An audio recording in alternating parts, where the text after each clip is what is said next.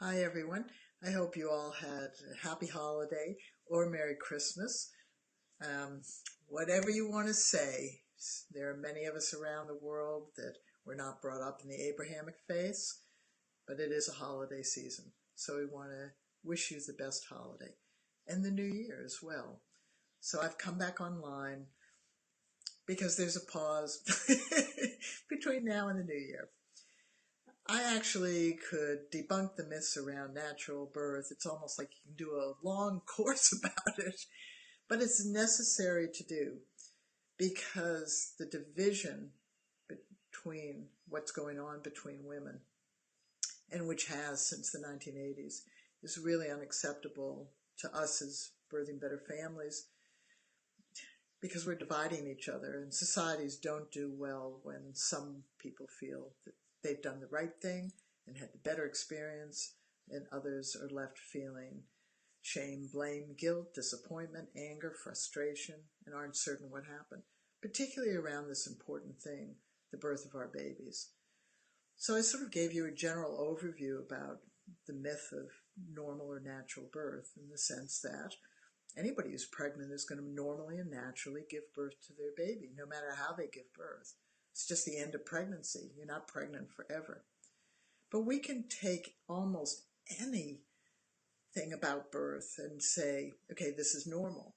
So having an easy labor, it's normal. But having an easy labor and tearing really badly afterwards is normal.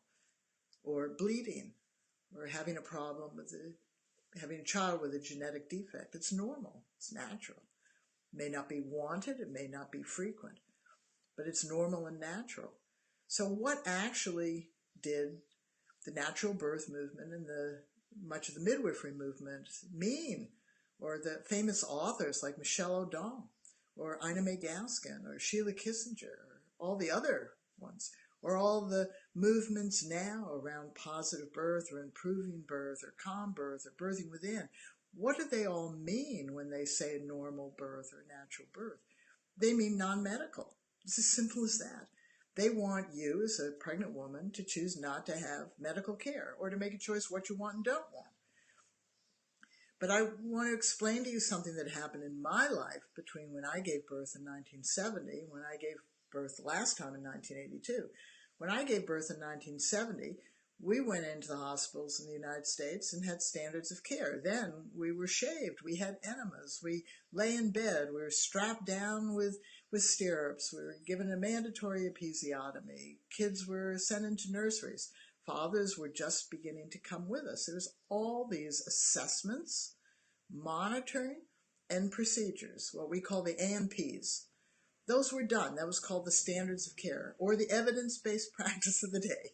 Whatever you want, guidelines to practice, whatever you want to say. And those things changed. By 1982, the standards of care had shifted. The evidence-based practice was a bit different. I wasn't shaved. I wasn't given an enema.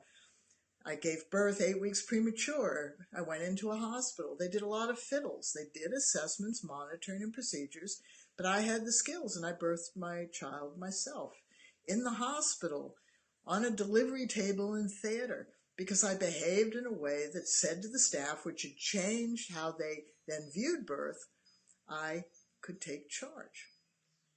And that's really remarkable. So the question is whether the modern world wants to remove assessments, monitoring, procedures from birth. Because by the time I gave birth in 1982, those AMPs were lumped into one word called interventions. And that word had an implication to it, and it still does today, that they're unnecessary and they're imposed on women, and that you can choose to have them or not. And if you do have them, they will be imposed on you, or they will take away from your experience of having a normal or natural birth. And this is something that we absolutely need to address. So I now live in New Zealand. I came here in the mid-1990s. I didn't know there was a midwifery model of care, which is absolutely brilliant. I go around the world. I've talked to tens and thousands of women. Everybody would like the same person to see them in pregnancy and birth. They don't always feel they need the same person to see them after the birth. They would take somebody else, or they have family members. But most people would like somebody to see them in pregnancy and who they know at their birth. That's fine. In a lot of traditional communities, it's a family member, so they don't have any problem with that. But in modern cultures, you often see different people during your pregnancy, or different people are with you at the birth. So it's understandable that continuity of care is something that people want. And New Zealand has given continuity of care to everybody in New Zealand. And they've done it within a midwifery model. Now, I am not going to get into discussing that right now because that's really a side track. But that's what a lot of natural birth people want, is they want midwives to be the primary care provider and give continuity of care to women. Women actually don't care if it's a midwife or a GP. In fact, many women consider a general practitioner to be more continuity of care because they're a person who continues with them past the birth and the early period after the birth. But that's beside the point. The point is, what is natural birth and what is normal birth? And when we talk and give what are called strengthening the partnership workshops in New Zealand, because New Zealand midwives and natural birth advocates set up a partnership model that is poorly defined, not defined, and has a lot of weaknesses. So when you think of a partnership with a continuity of care provider, what do you think of? What does that mean to you? So what we've discovered over the years is it means that one partner has roles and tasks and skills, and the other partner has to have roles, tasks, and skills. So at the moment, the partnership model really around midwives is that midwives work really hard to become midwives. They go to school for years and years and years, and they are responsible for the well-being of you and your baby. That's a lot of responsibility.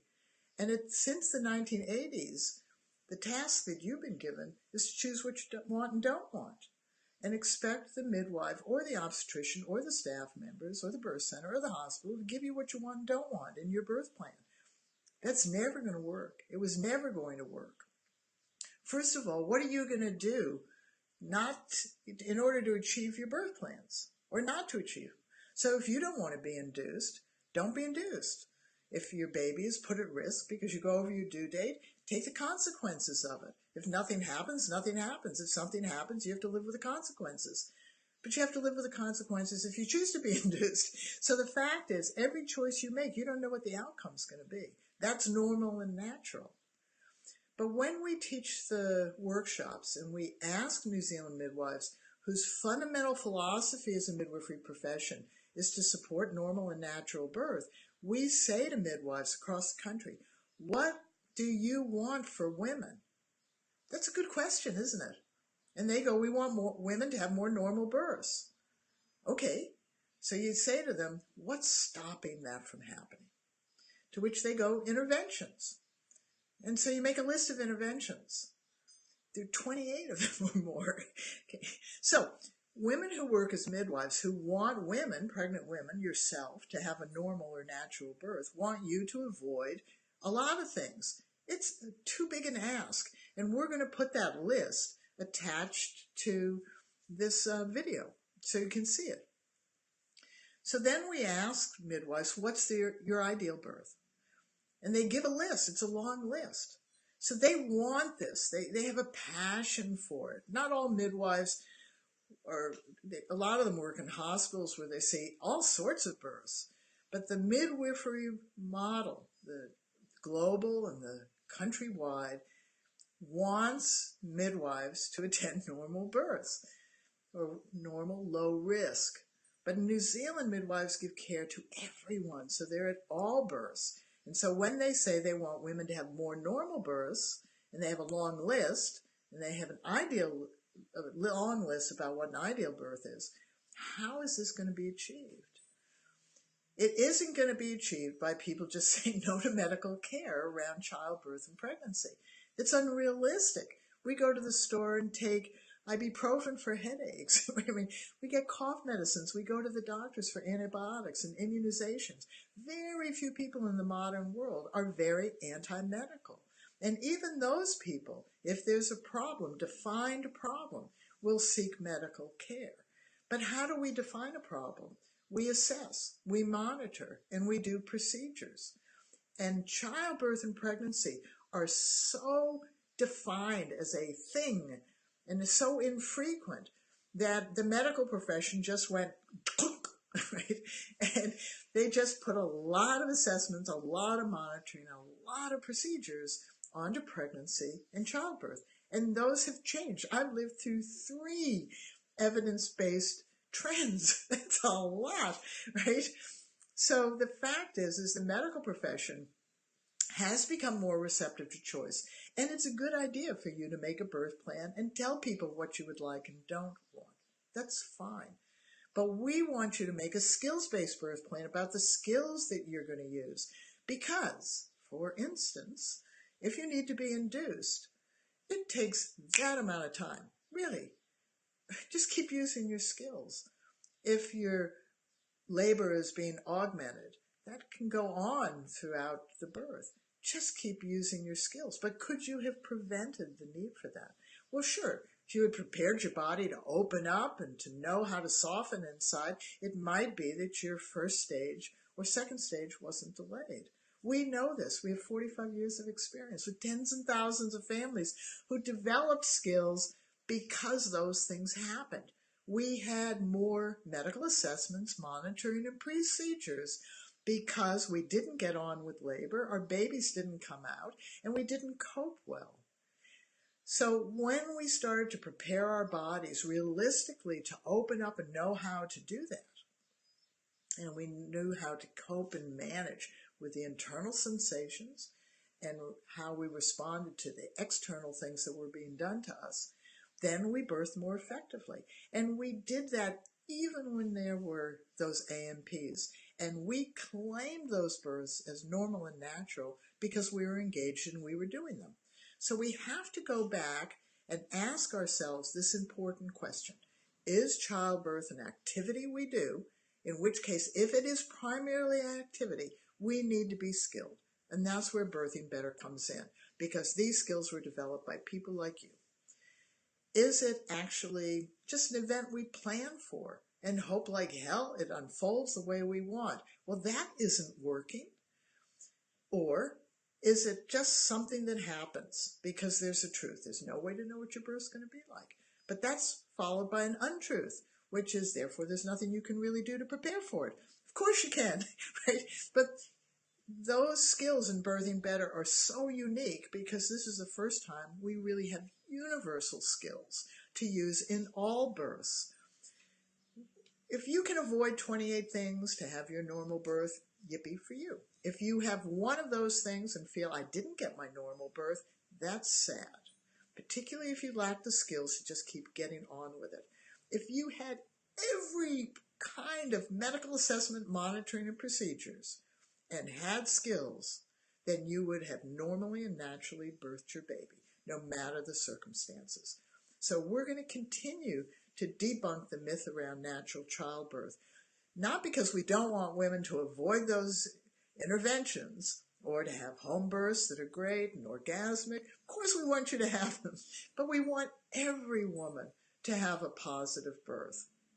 And that's normally and naturally achievable when you use skills. And we want every father or other person to really know how to help you work through your baby's birth journey, because that is normal and natural. But it is normal and natural to be unskilled, and it takes more effort to become skilled. So there you go. So I'm going to put those lists so that we can talk about those lists again. And thanks for being part of the Birthing Better community. And please spread the word. We know that there is a lot of communities around childbirth that are focused on particular aspects of birth, or home birth, or natural birth, or normal birth, or positive birth. But we want Birthing Better community to be for all of us, because that's where this all came from, all of us. All right, bye-bye, and have a happy New Year.